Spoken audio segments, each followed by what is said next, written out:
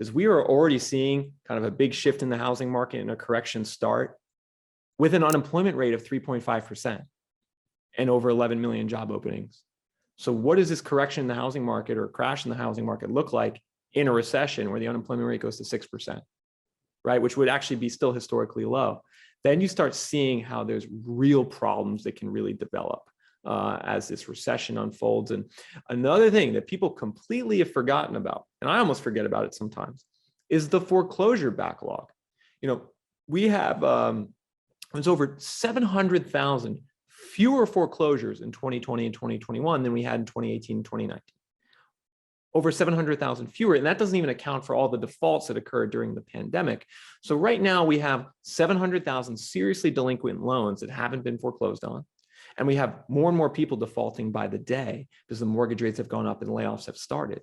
So we are going to see a huge wave of foreclosures hit this market over the next 12 months. It's not going to be a 2009 level wave of foreclosures, but it doesn't have to be. If only 500,000 to 1 million foreclosures hit the market in the next 12 months, that's going to be enough on its own to increase inventory in the housing market by 30 to 50%. Wow. So when you really start looking at the full picture here, recession, foreclosure backlog, the market's already slowing.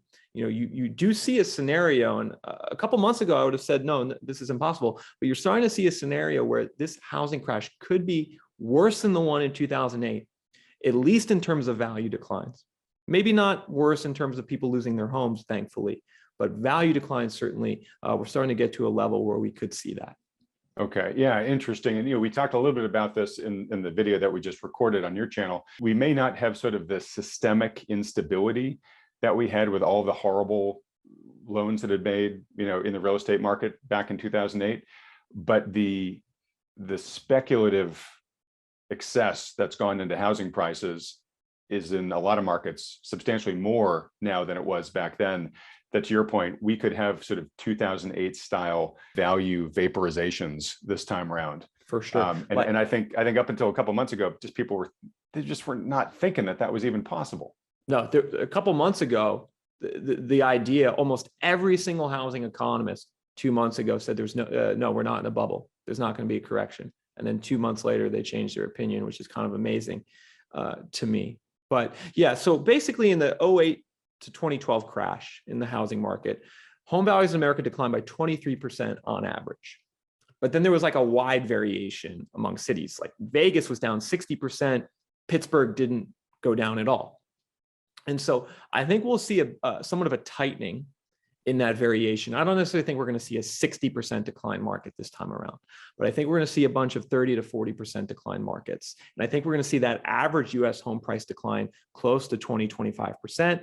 And we're going to see pretty much every market have a correction. Since every market has participated in this run up over the last 2 years, we're going to see every market go down by at least 5 to 10%. The question is your market going to be a 10% correction, or is it going to be a 40% correction? All right. And that's a great point to note for people. So in terms of sort of the wide swath of asset classes, many people have called the period that we're now in the everything bubble, right? Because everything has gone up. You're saying it's kind of an everything bubble in real estate markets as well, where at this point, the question is it's not, is my market going to go up or down from here? The question seems to be pretty much like, no, they're all going down. It's just a matter of how much is yours going to go down. Correction some or will crash. Go down a little and some will go down a lot, depending upon their local characteristics.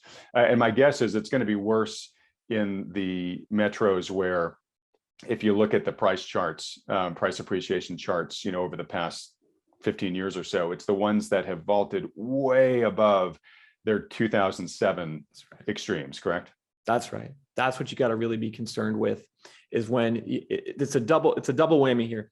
If you look at a city and its home prices today are way above what they were in 2007 at the peak of the last bubble, and they're building more homes than they were in 2007, that is the double whammy for the markets that are going to crash the hardest.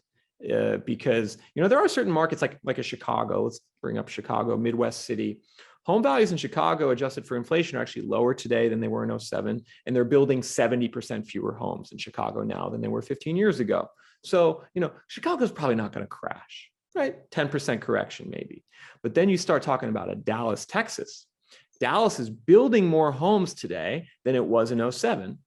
And home prices are, I don't have the exact statistic, but are well more than double what they were 15 years ago. So what do we Okay. think that adds up to? We have a lack of affordability in Dallas now, and we have tons of supply coming to the market. And so that's really the double whammy you got to look out for in your city, is how much have the prices gone up in the last 15 years, and then how much home building there is. If you enjoyed this video clip, click here to watch another one you should like.